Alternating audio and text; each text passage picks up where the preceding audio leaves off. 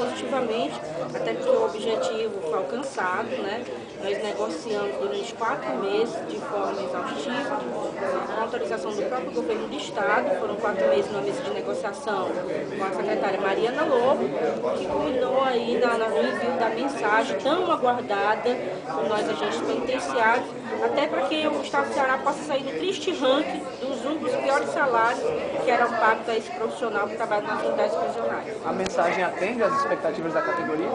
Olha, nós negociamos, nosso percentual, que de início era 80%, reduzimos, né, e chegamos a 22%. Obviamente que não é o ideal, né, que nós trabalhamos sob forte estresse nas unidades prisionais, é um trabalho de segurança interna ainda não reconhecido, mas esperamos que seja em breve reconhecido, mas já é um grande avanço. Como eu disse, já tira o Estado do Ceará desse triste ranking dos piores salários de agente penitenciário do Brasil.